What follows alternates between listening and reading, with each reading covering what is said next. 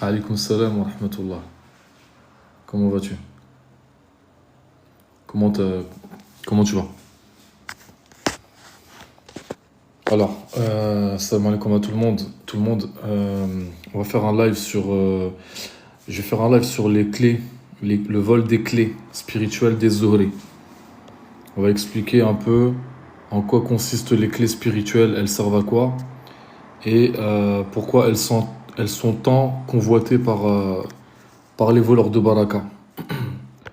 Les voleurs de baraka, les faux guérisseurs, les faux raqis. Je rencontre énormément de patients et de patientes qui qui sont partis voir des prétendus raqis, des prétendus guérisseurs et à qui on a volé leurs clés. Et ça, malheureusement, ça pullule. Ces gens pullulent énormément, notamment sur les réseaux sociaux. À titre d'exemple, quand je lance un live, subhanallah, les sorciers, les voleurs de baraka viennent directement et scrutent en silence en lisant les commentaires des différents intervenants, justement pour repérer les Zohri. C'est pour ça que dans mes vidéos, je supprime les commentaires des gens qui se dévoilent. Alors oui, moi je suis Zohri de ça, moi j'ai ci, j'ai ça. Donc c'est pour vraiment protéger les frères et les sœurs. Akhi, grâce à toi, j'ai commencé à développer ce que je suis, je découvre beaucoup de choses. Alhamdoulilah, c'est tout à ton honneur et je suis heureux d'être le sabab de ton éveil spirituel, mon frère. Masha'Allah. Alors, merci Fatma pour le live, pour aimer le live. Cliquez, est-ce que vous pouvez tapoter, pardon, pour faire monter le live, parce qu'il y a beaucoup de gens qui signalent. À chaque fois que je lance un live, ils signalent en fait. Voilà, barakallahu fikum. Alors, alaykoum salam victorieux. Alors, donc je disais, il y a beaucoup de voleurs de baraka, de voleurs de clés qui scrutent, qui sont à la recherche des Zohri. Alors, on va faire un live sur le vol des clés spirituelles des Zohri, le vol de leur énergie, la prédation des entités de l'ombre. Voilà. Alors, le vol des clés des Zohri, c'est une prédation invisible, mais réelle. D'accord? Le vol des clés des Zohri, c'est une prédation invisible, mais réelle. Depuis la nuit des temps, il faut savoir que les Zohri sont porteurs d'une énergie qui est très particulière. Ils sont porteurs d'une énergie qui est très particulière et aussi de portails dimensionnels. D'accord? Les Zohri détiennent en eux des clés spirituelles capables d'ouvrir des portes vers d'autres plans. D'accord? Des plans de lumière, des plans de connaissance, mais aussi des dimensions de guerre, des dimensions de transmutation, de révélation, etc., etc. Donc ces clés, ce sont des clés spirituelles, elles ne sont pas physiques, mais elles sont codées dans leur ADN énergétique, dans leur centre énergétique qu'on appelle chakra, également dans les sceaux de leur âme. Alaykoum salam à toutes les personnes qui viennent se connecter. D'accord? Ces clés permettent l'accès à des portails interdimensionnels gardés par des entités de l'ombre, ou elles peuvent être aussi convoitées par les entités de l'ombre. D'accord? Donc c'est un vrai pouvoir. Hein. Là, on n'est pas dans Netflix, on n'est pas dans les Avengers, on est dans la réalité. Hein. Ce que je vous dis, c'est réel. D'accord? Donc, ces pouvoirs-là attirent. Ils attirent qui? On l'a dit, hein, les entités de l'ombre, les démons, les shayatines, voilà. Et ces pouvoirs déclenchent aussi la convoitise et la prédation. Depuis leur naissance, les Zohri sont scrutés, traqués, et ils sont aussi marqués. Ils sont marqués spirituellement, énergétiquement. Des djinns mécréants, des démons ancestraux, c'est-à-dire des démons qui ont des milliers d'années, Et il y a même des lignées entières occultes, cherchent à repérer ces zuhri-là, très tôt. Soit par des rêves, soit par des pacts familiaux, ou tout simplement par la manipulation de leur champ énergétique. Alaykoum salam, Fifi Loyauté, Aziza, Aïssa. Oh, mashallah, Aïssa, comment vas-tu, Aïssa, ça va? Ah, je me suis trompé, je crois que c'était un ami à moi que je connais, enfin, qui s'appelait aussi Aïssa. Alaykoum salam, Ali. Donc, les entités de l'ombre, les démons, les shayatines, etc., les entités de l'ombre ne créent rien par elles-mêmes, ces entités. Elles se nourrissent, elles ne créent pas. Nous, nous les humains, par exemple, nous créons, nous produisons, plutôt nous produisons, parce que le créateur c'est Allah, d'accord. Donc, nous les humains, nous produisons de la lumière, nous produisons de l'énergie, en fonction de notre degré de conscience, de notre éveil de conscience, en fonction de notre évolution spirituelle, en fonction de notre cheminement. Nous allons créer de l'énergie tantôt positive, tantôt négative, tantôt extrêmement positive, tantôt extrêmement négative. Donc nous oscillons, d'accord? Voilà. Et donc nous produisons de l'énergie, nous produisons de la lumière ou même des ténèbres parfois, d'accord? Les entités de l'ombre, les démons, d'accord? Comme ils sont coupés d'Allah, ils sont coupés d'Allah. C'est-à-dire que ils n'ont aucune part à la lumière d'Allah subhanahu wa ta'ala. D'accord? Essayez de vous concentrer sur le live, s'il vous plaît. Parce que là, vous êtes en train de discuter d'un autre sujet. Essayez de rester sur le live. D'accord?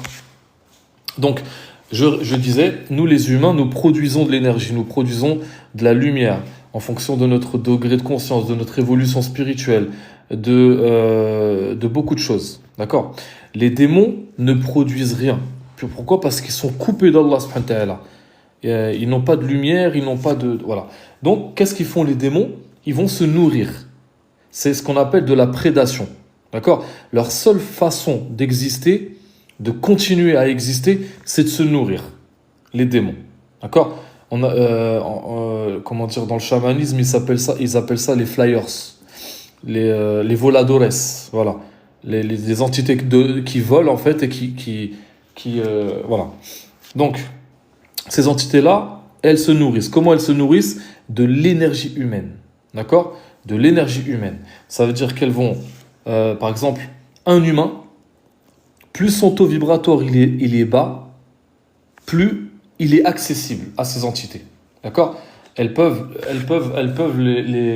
les manger. Le manger, pardon. Par exemple, un humain qui a des émotions, il est toujours dans des émotions négatives. D'accord? Il est toujours dans des émotions négatives. Et bah, cet humain-là va être accessible. D'accord? Il va être accessible. Pourquoi? Parce qu'il est dans une négativité. Il est dans un taux vibratoire qui est bas. Ok? Voilà. Est-ce que vous comprenez? Attendez, je vais accepter le commentaire. Voilà. Donc, ces entités de l'ombre, elles se nourrissent. C'est ce qu'on appelle de la prédation.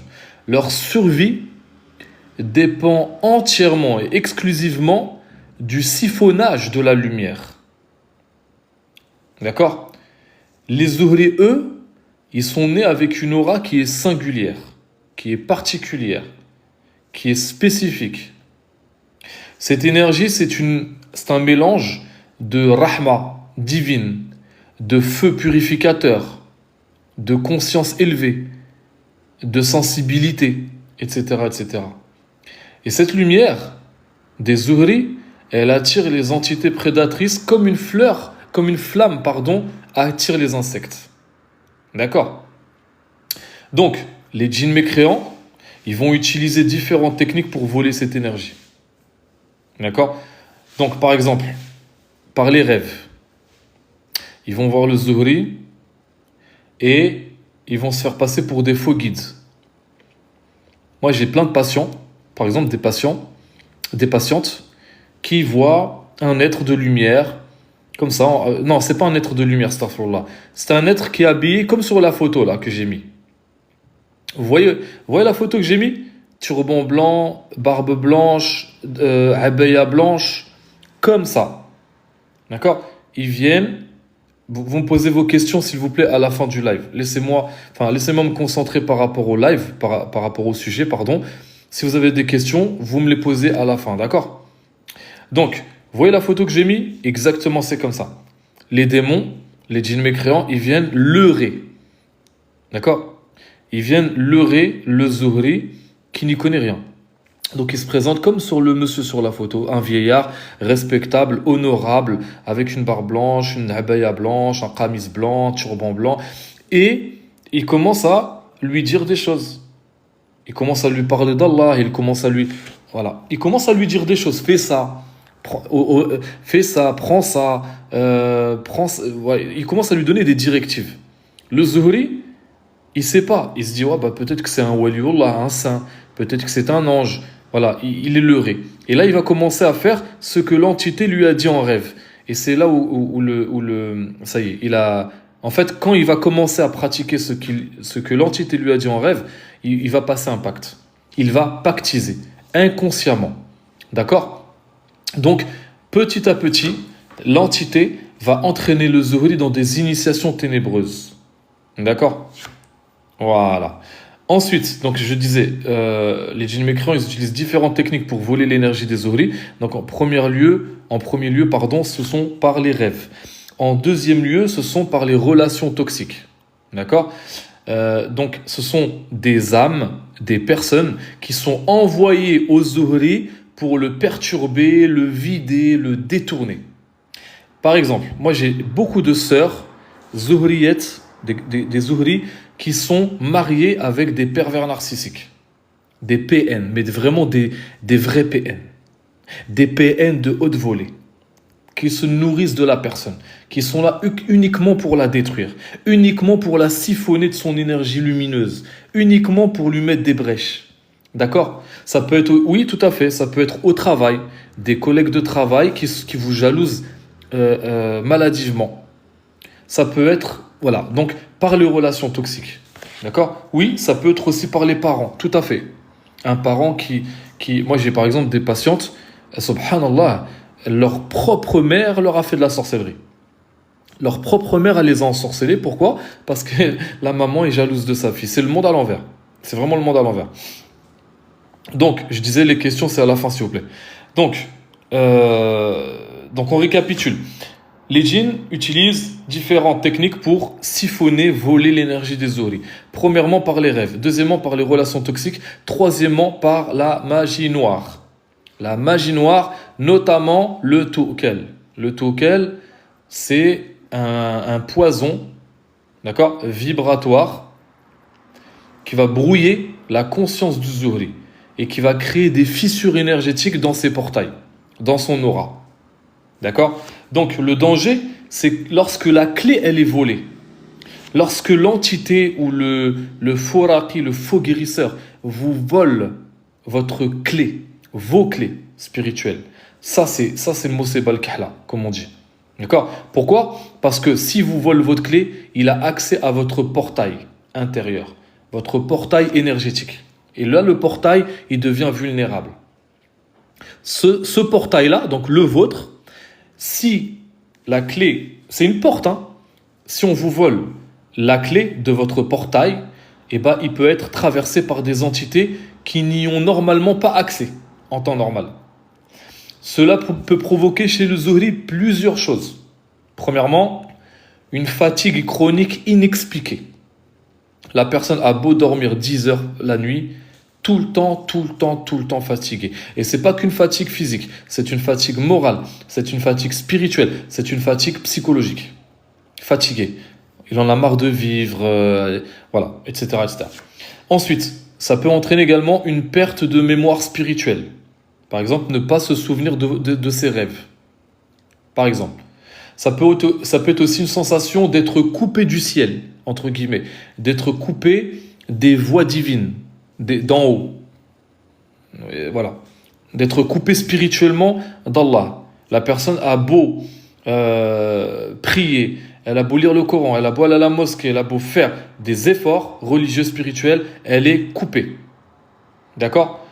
Ça peut être aussi, donc les conséquences du vol des clés des zuhri, des voix intérieures contradictoires. Un moment, la personne, elle décide A, tout de suite après, elle décide B. Et puis après, elle redécide A. Et après, elle redécide B, etc. Elle est en conflit sans cesse intérieur. Et enfin, des troubles émotionnels profonds. Des troubles émotionnels profonds. Des émotions exacerbées, par exemple, et incontrôlées. D'accord?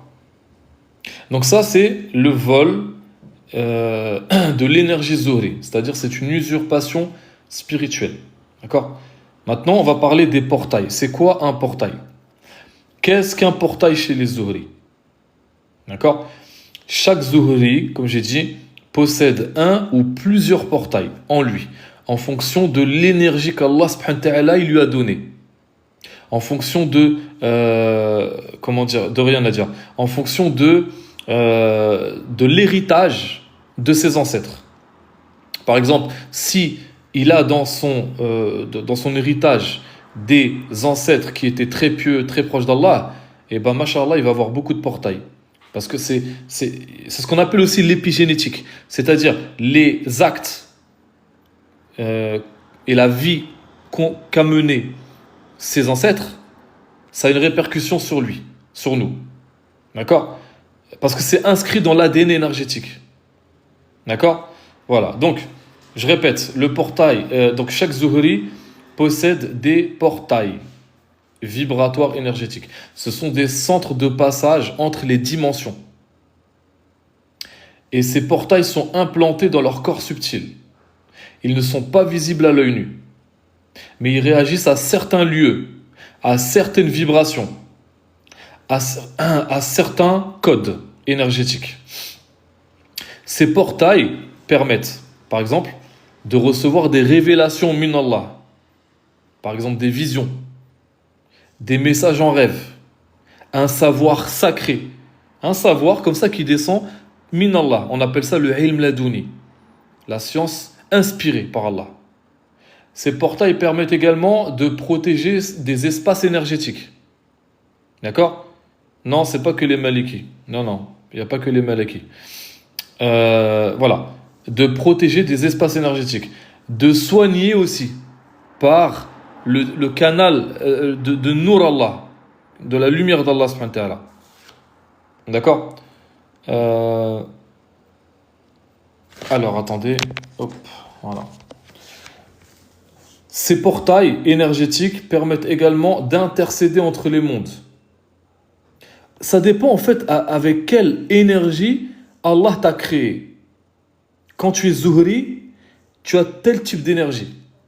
Par exemple, si tu es zuhri malaki, il y a des zuhri malaki plus élevés que d'autres. Qu'est-ce qui différencie un zuhri malaki d'un autre zuhri malaki? C'est son héritage, son code dans l'ADN, son ADN vibratoire, énergétique, son degré de rapprochement avec Allah, ce qu'il a hérité de ses ancêtres. Voilà, il y a beaucoup de choses. Est-ce que vous comprenez? Voilà. Donc, je répète, je récapitule. Chaque zuhri possède un ou plusieurs portails. Ces portails sont des centres de passage, masha'Allah, entre les dimensions. Et ils sont implantés dans les corps énergétiques et subtils du zuhri. Ces portails réagissent à certains lieux, à certaines énergies, à certaines vibrations. Ils permettent entre autres de, comme je l'ai dit tout à l'heure, je vais me répéter, de recevoir des révélations, des visions à l'état d'éveil, des rêves prémonitoires, des messages par rêve, une science inspirée min Allah, on appelle ça le ilm ladouni, de protéger des espaces énergétiques, d'accord, de soigner aussi par le nour d'Allah, d'accord, et pas l'aide des djinns, hein, comme la plupart des rouhani là qu'il y a sur TikTok. Et également d'intercéder entre les mondes, entre les dimensions. C'est ça, ça sert à ça un portail. Et il existe plusieurs portails, plusieurs types de portails. Et je vais vous les détailler. Il y a par exemple le portail du front. Au niveau du front, il y a un portail. Au niveau, entre les deux yeux. Ce portail-là, il permet quoi? Il permet d'avoir accès à une vision prophétique, à des dimensions célestes, a des visions à l'état d'éveil. Par exemple, moi, quand je parle avec une personne, je me concentre sur elle, je la regarde, et j'ai des choses qui me viennent. Je vois des choses la concernant. Parce que le portail il est ouvert. Il y a également le portail du cœur. Ce portail du cœur, c'est un lien que tu as avec les autres âmes. Tu vas les ressentir au niveau de ton cœur. C'est un portail qui est aussi en contact avec les royaumes angéliques. Il y a le portail des pieds. Il y a le portail des mains aussi, notamment de la main droite. L'activation des dons de guérison. Il y a également un portail au niveau de la nuque. Et celui-là, au niveau de la nuque, il est très convoité. Pourquoi? Parce que c'est un point d'entrée très convoité par les djinns pour prendre le contrôle de la personne. Il y a un portail au niveau des yeux, le haut du crâne, etc., etc., etc. Au niveau du sexe, il y a des femmes, subhanallah, elles ont un portail au niveau de leur intimité qui est très, très, très puissant. La personne, c'est pas nécessairement une belle fille, elle est normale, mais elle attire énormément les hommes. Eux-mêmes ne savent pas pourquoi ils sont attirés par elle. Parce qu'au niveau de son intimité, elle a un portail qui est très puissant. Tu couches avec une femme comme ça, une Zuhriya comme ça, tous tes problèmes sont débloqués. Tous tes problèmes sont débloqués. Parce que c'est une Zuhriya et son portail est au niveau de son intimité. Elle a une énergie, elle a une matrice qui est transformatrice. Est-ce que vous comprenez? Voilà. Et c'est ce qu'ils font, par exemple, les sorciers comment dire, en magie sexuelle. Ils utilisent ce qu'on appelle la magie sexuelle parce qu'ils connaissent ça. D'accord? Mais eux, c'est inversé. Par exemple, ils prennent une initiée, une femme initiée, ils la mettent dans un... Une fois j'avais lu un témoignage, c'était en Afrique. Donc c'était une prêtresse, elle avait la main mise sur certaines jeunes filles, et la fille, elle la prenait, donc c'est la fille qui témoigne, elle l'enfermait. Il faut donner des cours. Ouais, Inch'Allah, pourquoi pas. Mais j'ai pas le temps en fait. Donc elle l'enfermait dans une pièce noire, toute noire, pas une once de lumière. Et là, il y avait un démon qui venait, il lui écartait les jambes. Non, cette fille-là, pardon, j'ai oublié de dire. Cette fille-là, elle, donc, la prêtresse, là, la sorcière, c'est une maquerelle en même temps. Elle l'envoyait coucher avec plein d'hommes toute la semaine. Et elle disait le vendredi, je crois, ou là, le samedi, je sais plus. Donc c'était une église, hein, Zama évangéliste, ils prêchent la bonne parole, mais en fait c'était des sorciers. Il la faisait rentrer dans une pièce, et en fait, une pièce noire, sombre, et là elle sentait un démon qui lui écartait les jambes et qui lui aspirait l'énergie de son intimité, l'énergie de tous les hommes avec qui elle a couché. Et elle disait ça se faisait dans une douleur atroce. Elle témoignait la personne, hein, subhanallah. D'accord? Donc, l'inverse est également vrai.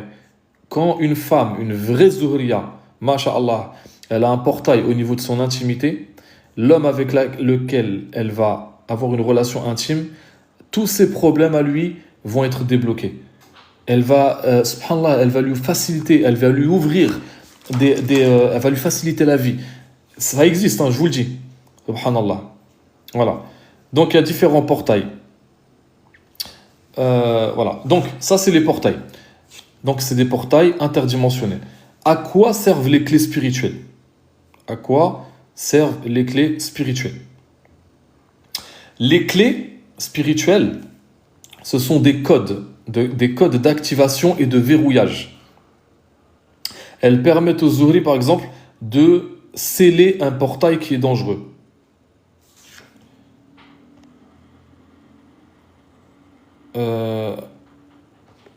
Attendez. Le frère, il me pose la question. Coucher avec elle, même dans le haram. Subhanallah. Akhi, franchement, ta question, franchement, elle mérite même pas de réponse, mais je vais quand même te répondre. Bien entendu, je parle dans le cadre d'un mariage.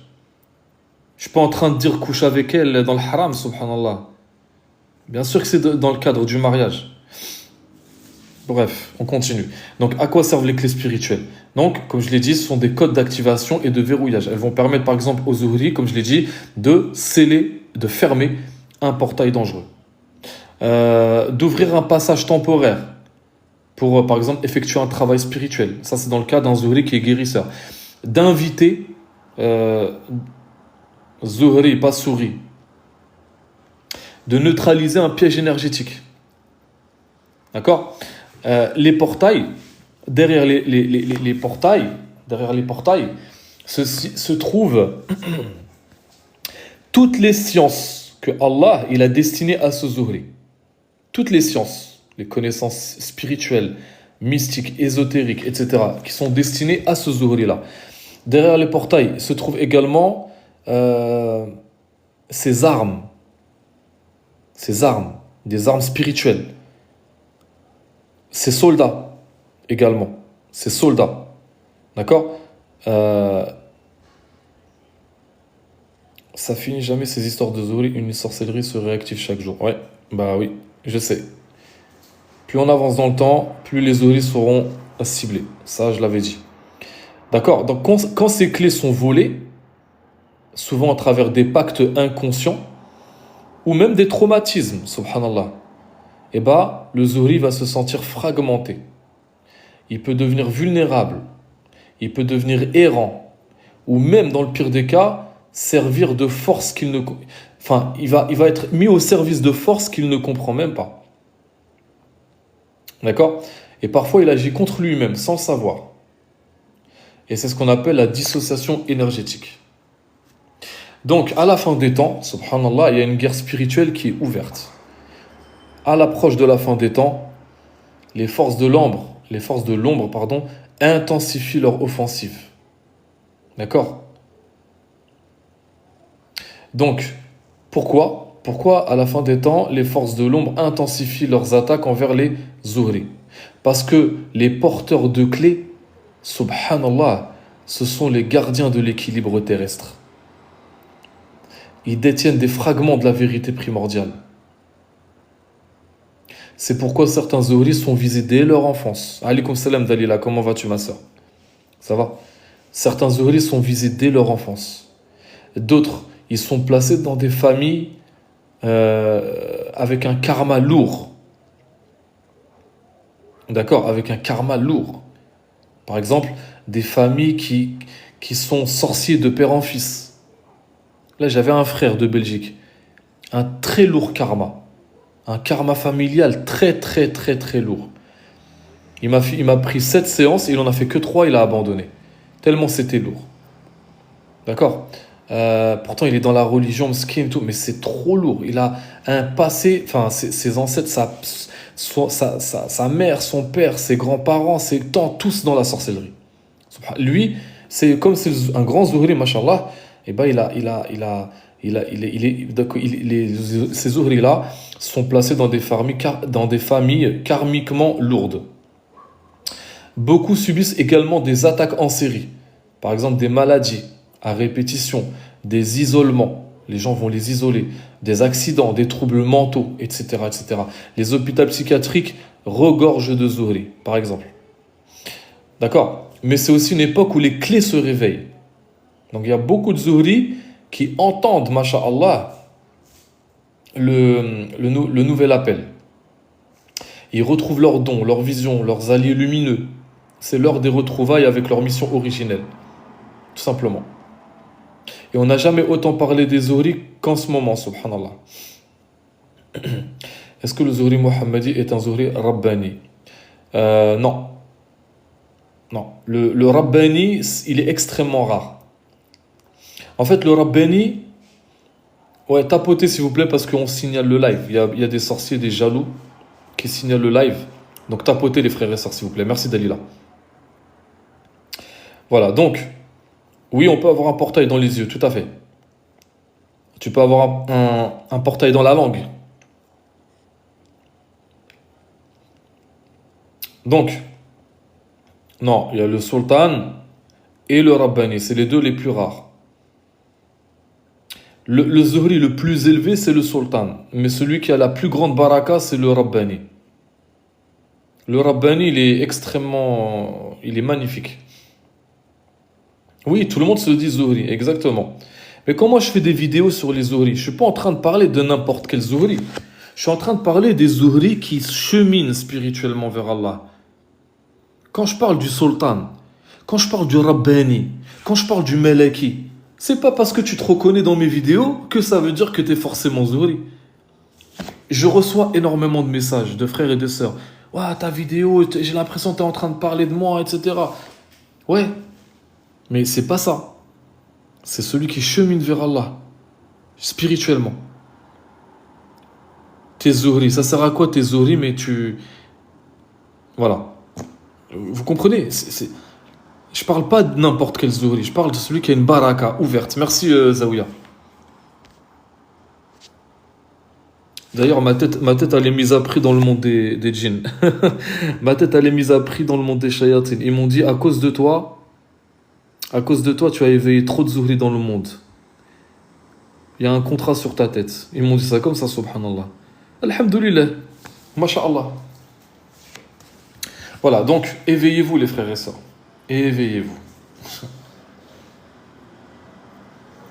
Je suis pas Zuhri, mais tu as éclairé ma mission d'aller. Comment tu sais que t'es pas Zuhri? Comment tu sais que t'es pas Zuhri, ma sœur? Exactement, Nadia, barakallahu fik. Non, le Soleimani, c'est pas le plus puissant. Le Soleimani, c'est un combattant, il n'y a aucun problème, mais c'est pas le plus puissant. Soleimani, il est masha'Allah, il n'y a pas de souci. Il fait partie du top 3. En tout cas, tu as réveillé quelque chose en moi. Alhamdulillah. Alhamdulillah. Ah oui, oui, je suis recherché dans le monde dans le monde des shayatines et des djinns. Ils m'ont même donné un nom. Wallah, ils m'ont donné un nom, subhanallah. Mais alhamdulillah. Alhamdulillah. Alors,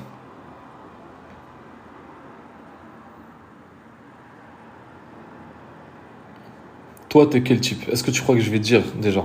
Non, je parle pas de moi. J'ai su grâce à toi, subhanallah, comment ça s'est passé. Alhamdulillah, mashallah. Qu'est-ce que je voulais dire? Donc, on va continuer, Inch'Allah. On va continuer, Inch'Allah. Le soufisme, qu'est-ce que je pense du soufisme? Le soufisme, c'est une branche spirituelle qui a sauvé le sunnisme. Parce que sans le sunnisme, c'est qu'une écorce vide. C'est une écorce vide. C'est des dogmes vides. D'accord? Et c'est grâce au soufisme que le sunnisme a été sauvé, spirituellement parlant, j'entends. Mais le soufisme d'aujourd'hui est complètement infiltré, corrompu. D'accord? Tu ne peux pas parler du soufisme des premiers soufis et de ce qu'il est aujourd'hui. Aujourd'hui, la plupart des chouyours dans les toroq, la plupart des muqaddam, etc., c'est des voleurs de baraka. J'en ai fait l'amère expérience. Je suis passé par plusieurs tariqas, j'ai vu plusieurs chouyours, crois-moi, c'est des voleurs de baraka. Voilà. Et le soufisme vient de base, hein. Renseignez-vous, hein. Vous pouvez lire Henri Corbin qui a bien détaillé ce sujet-là. Le soufisme vient du chiisme primordial. Je ne parle pas du chiisme aujourd'hui où il se tape le dos, où il se flagelle, etc. Ça, c'est n'importe quoi. Je parle du chiisme ésotérique. D'accord? Voilà. Enfin bref, ça c'est un autre sujet. Donc, oui, une seule personne peut avoir plusieurs catégories de zuhri, tout à fait. Tout à fait. Alors, donc, il est primordial pour le zuhri de protéger ses clés et ses portails. D'accord? Par exemple, ne jamais ouvrir un portail sans intention claire et sans protection. Euh, Toujours être dans le dhikr d'Allah, utiliser les noms d'Allah. Toujours. Pour fermer les portails. Utiliser par exemple, ne jamais raconter ses rêves. Jamais raconter ses rêves comme ça à n'importe qui. Vous ne racontez vos rêves qu'aux gens de confiance, vos parents, voilà. D'accord?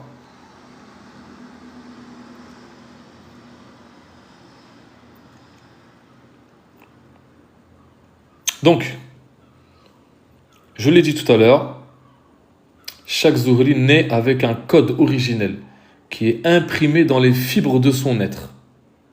Ce code, c'est une signature énergétique. D'accord? Une signature énergétique qui relie son âme au monde supérieur, aux sphères angéliques, au royaume lumineux d'Allah subhanahu wa ta'ala. Et même parfois à des plans vibratoires connectés à des civilisations spirituelles disparues. D'accord? Ce code se manifeste sous forme de clés spirituelles. D'accord? Ces clés ne sont pas visibles. Elles ne sont pas visibles. Mais elles vibrent dans son champ aurique, dans son aura.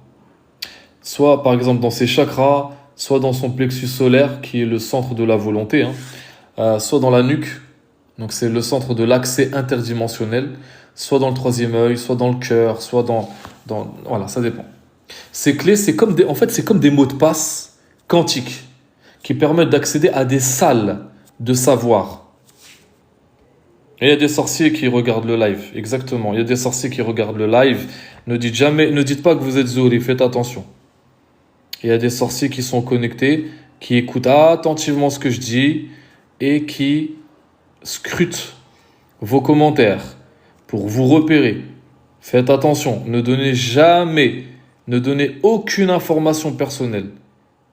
Attention, je les attire comme des mouches à merde.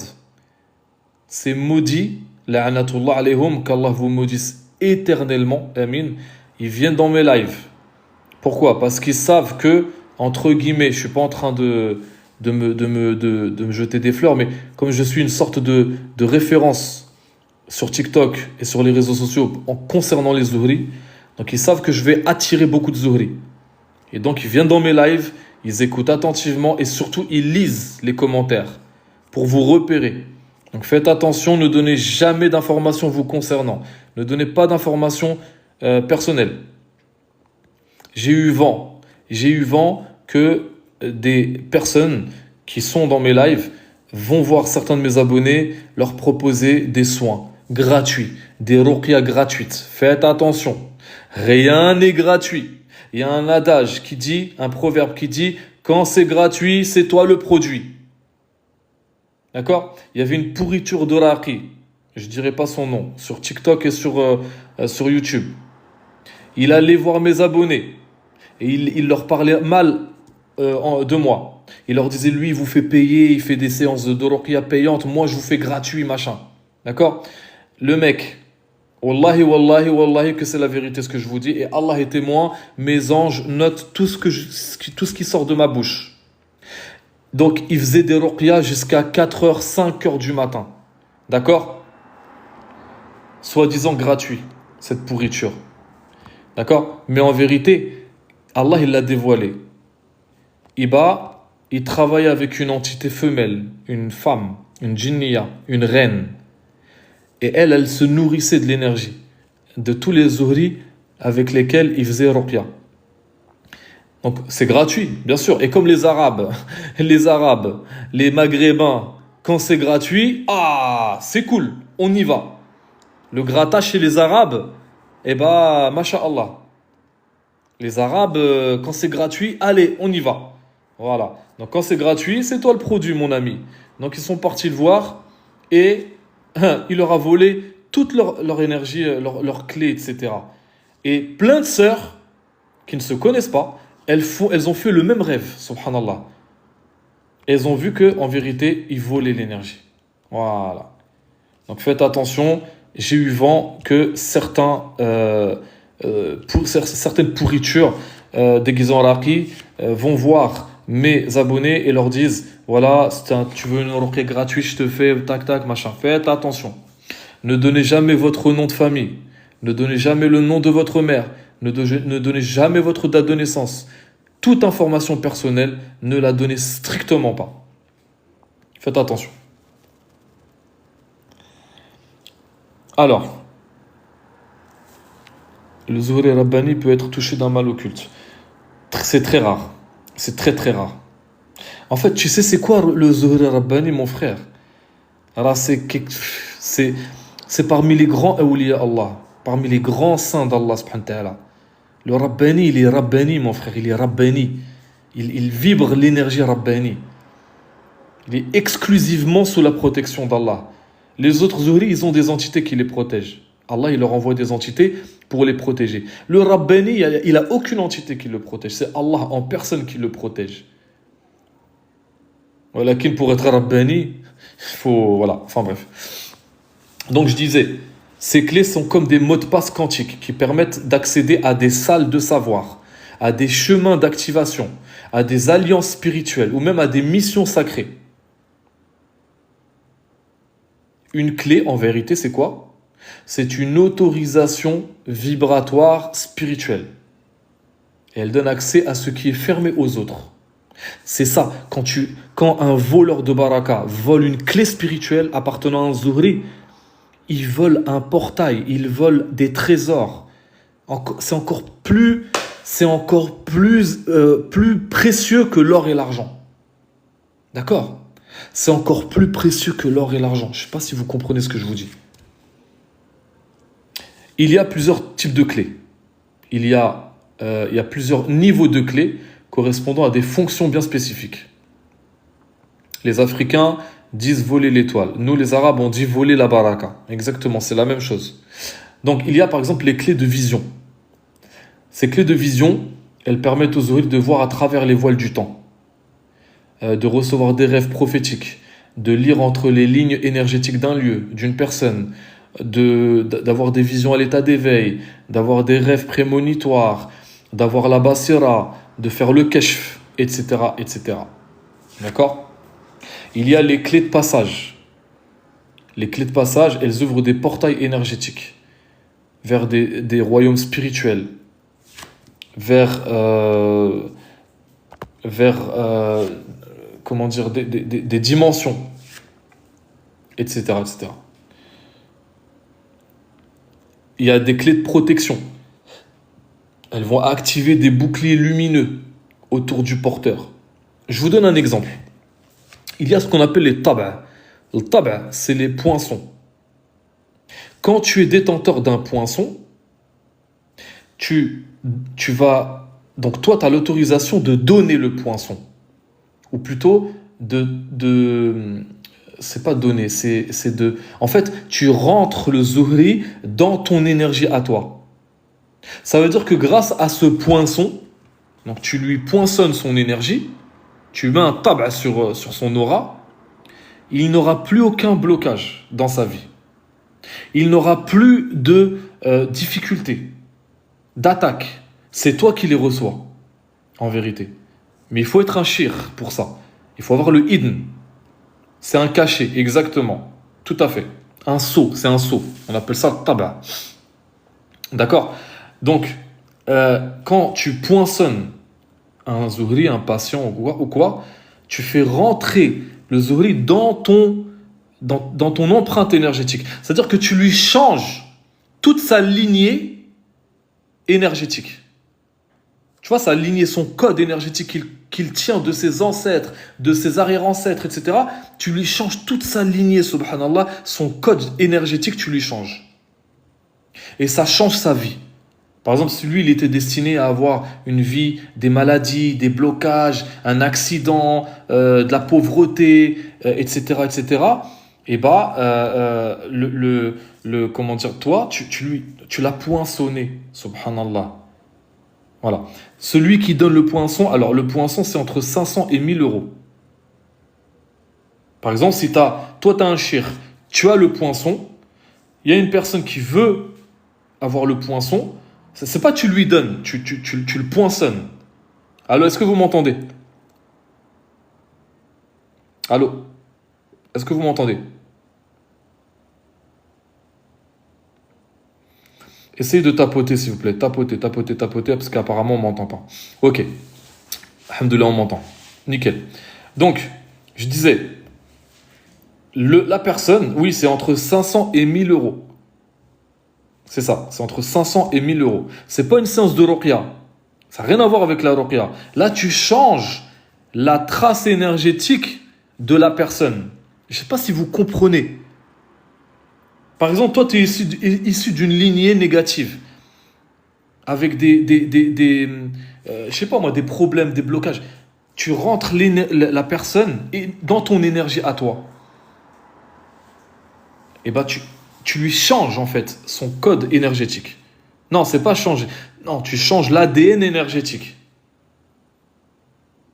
Il faut avoir la baraka, il faut avoir le. C'est ça. Barakallahu fikum Mohamed, il a très bien compris. Tu changes toutes les générations suivantes. C'est incroyable. Exactement. Masha'Allah, tu as compris. Parfait Land aussi, tu as compris. C'est-à-dire, tu lui changes, en fait, c'est pas sa destinée. C'est sa trace énergétique. C'est écrit dans le Coran. Écoute, Karim, commence pas avec tes questions, s'il te plaît. Tes questions qui servent à rien.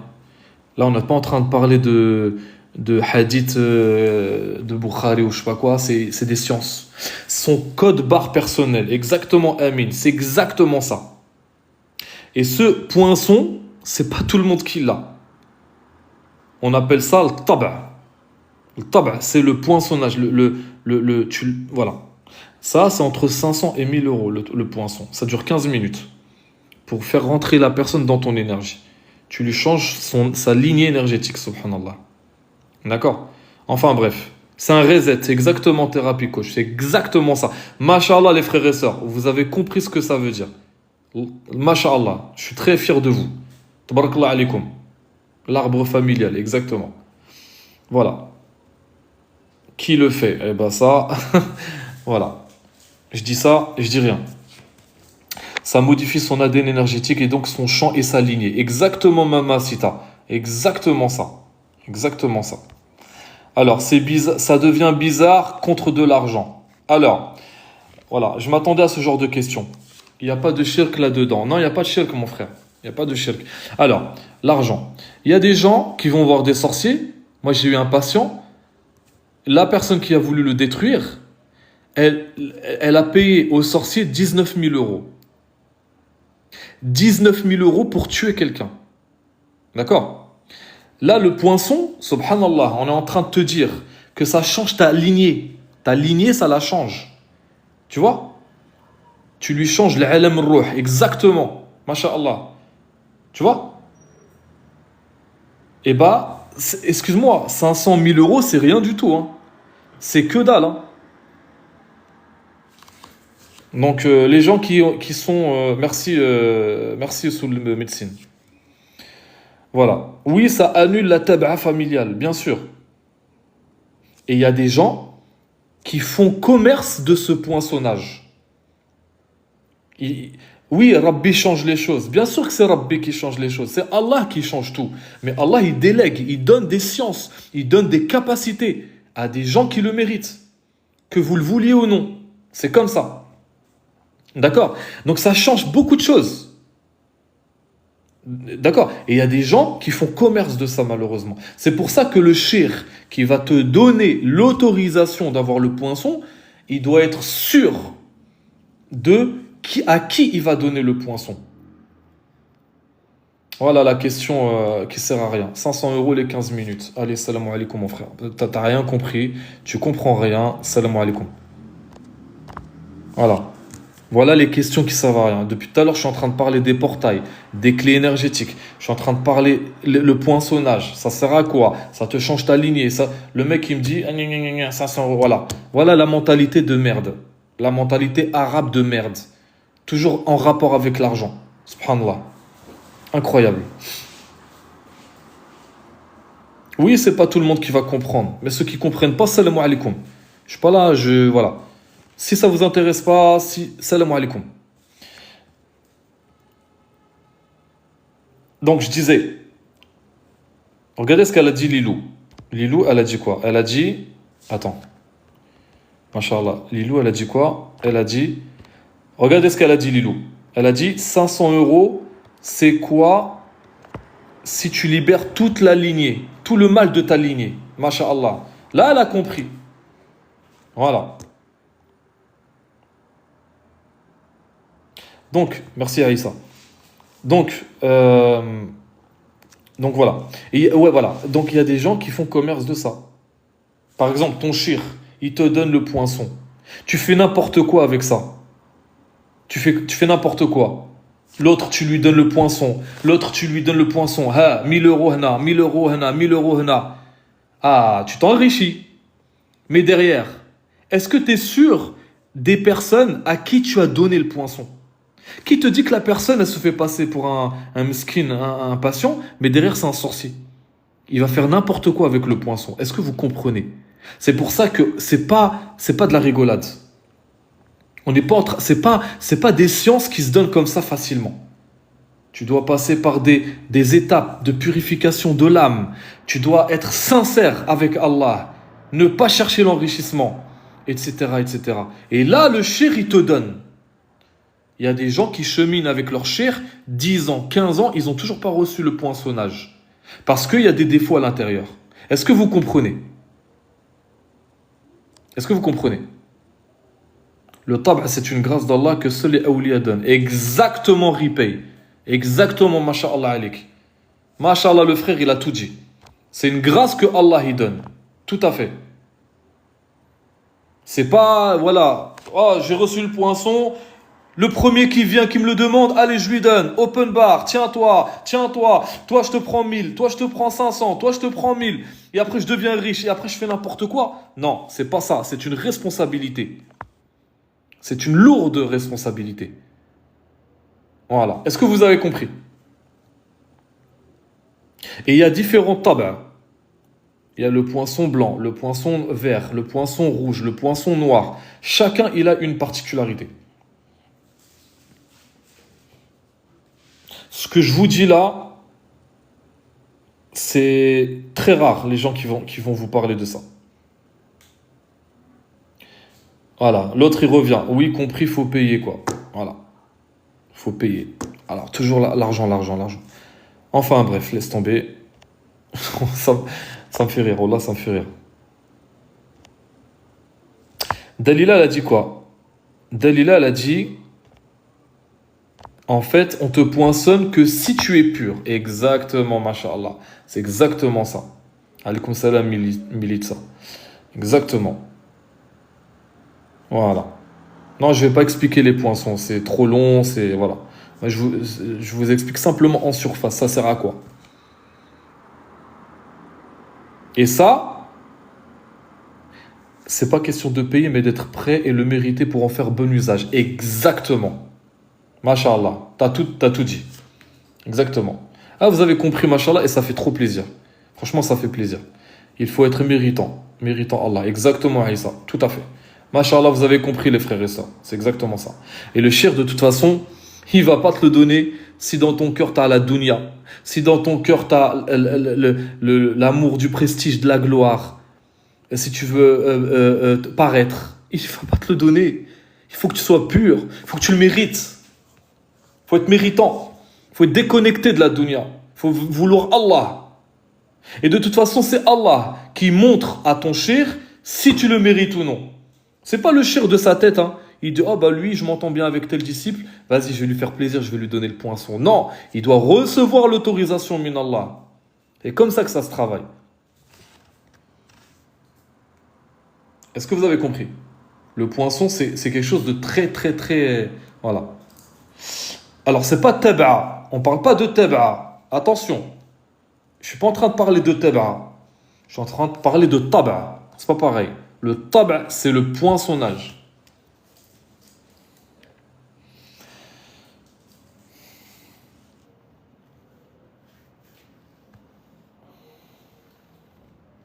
Oui, les femmes aussi peuvent recevoir le poinçonnage, tout à fait.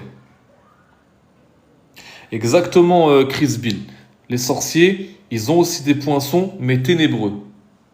Par exemple, bon, je vais donner un nom d'un démon. Il y a un démon qui est extrêmement puissant. Il s'appelle Astaroth. D'accord? Par exemple, tel sorcier, il veut convoquer Astaroth ou sa garde rapprochée. Et bah, il va ouvrir un portail. Pour ouvrir un portail, c'est extrêmement difficile. Il doit réunir des conditions très difficiles. Il doit... bref, voilà. Mais s'il y arrive, s'il le mérite, et ben ce démon-là, il va lui donner un pacte. D'accord? Vous avez compris? Voilà, c'est comme ça. C'est comme ça que ça se passe. Allah yahfadek ya Aïssa, barakallahu fik. Avec plaisir. Donc, tout ce qui existe dans la lumière existe aussi dans les ténèbres, mais inversé. Tu peux nous parler des 5 guides? Non. J'ai pas le droit d'en parler.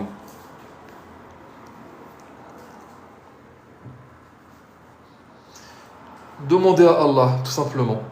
Vous demandez à Allah de mettre sur votre chemin quelqu'un pour vous ouvrir la baraka.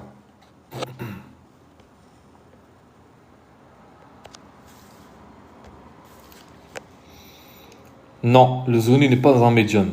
Les médiums sont habités par des entités. Les médiums, ce sont des esclaves des djinns.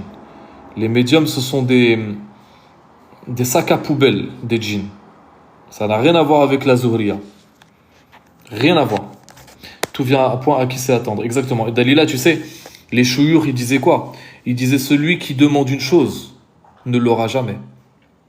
Celui qui demande un maqam, un degré spirituel, un pouvoir, un miracle ou autre, il ne l'aura jamais. C'est la purification du cœur. On n'est pas là pour avoir des pouvoirs. On n'est pas là pour avoir des pouvoirs spirituels. On n'est pas là pour avoir des capacités. On n'est pas là pour le prestige. On est là pour Allah. Le but, c'est de s'éteindre en Allah. C'est ça le but. Allah, il dit, je n'ai créé les hommes, les djinns et les hommes que pour qu'ils me connaissent. C'est ça, le but, c'est Allah. Le but, c'est pas les pouvoirs. Le but, c'est pas les miracles. Le but, c'est pas l'argent. Le but, c'est Allah. Allah. C'est ça le but. C'est Allah le but. Allah seul, sans associé. C'est ça le but. C'est pas les pouvoirs, les rêves, les miracles, les capacités, l'argent. C'est pas ça. Allah. Al-Wahid al-Ahad. Point barre. Si tu as autre chose que Allah dans le cœur, tu n'auras rien. Tu veux qu'Allah il descende ses grâces sur toi, mais toi, tu veux Allah et en même temps tu veux ça et en même temps tu veux ça. Non. Allah, il est jaloux. Allah est jaloux. Il ne peut pas demeurer dans un cœur s'il y a autre chose. Pas possible. Voilà.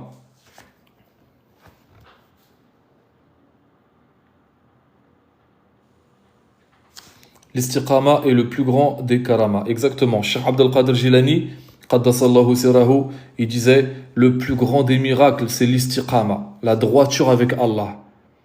C'est ça. Les sorciers, ils volent dans l'air, dans les airs. Les sorciers, ils arrivent à marcher sur l'eau. Les sorciers, ils arrivent à se téléporter d'un endroit à un autre. Bien entendu, avec le concours de leur shayatin. Voilà. C'est rien, ça. C'est du petit lait. C'est des jouets, ça.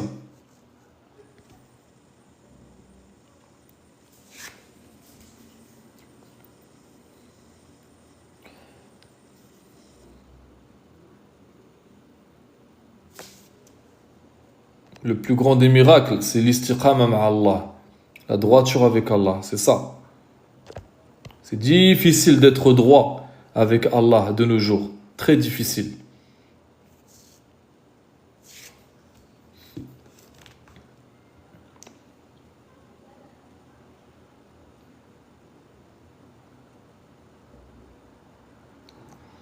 Les frères et sœurs, récitez chacun le verset du trône. Chacun, s'il vous plaît. Et vous mettez la niya d'envoyer l'énergie du verset du trône sur le live. Pour éradiquer tous les sorciers qui sont sur le live. Yallah, faites la niya et récitez Ayat al-Kursi une fois. Et envoyez l'énergie sur les sorciers qui sont dans le live, s'il vous plaît. أعوذ بالله من الشيطان الرجيم بسم الله الرحمن الرحيم الله لا إله إلا هو الحي القيوم لا تأخذه سنة ولا نوم له ما في السماوات وما في الأرض من ذا الذي يشفع عنده إلا بإذنه يعلم ما بين أيديهم وما خلفهم ولا يحيطون بشيء من علمه إلا بما شاء وسع كرسيه السماوات والأرض ولا يؤوده حفظهما وهو العلي العظيم وهو العلي العظيم وهو العلي العظيم وهو العلي العظيم وهو العلي العظيم وهو العلي العظيم العلي العظيم هو العلي العظيم. بارك الله فيكم.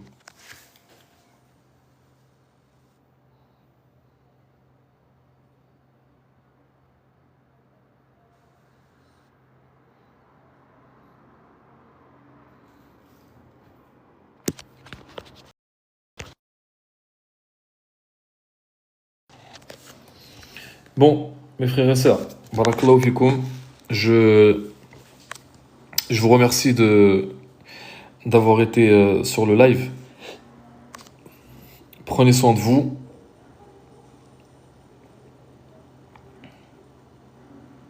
N'enterre pas tes cheveux comme ça. Non, n'enterre pas tes cheveux. Ça, c'est des pratiques bizarres.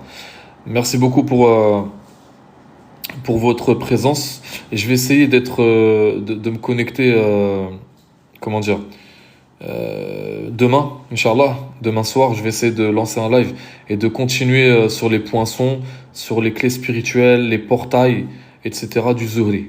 D'accord? Je vais reprendre le live demain, Inch'Allah, ce sujet-là, et on va le détailler encore plus. Merci Lilou, barakallahu fik. Prenez soin de vous les frères et sœurs, d'accord?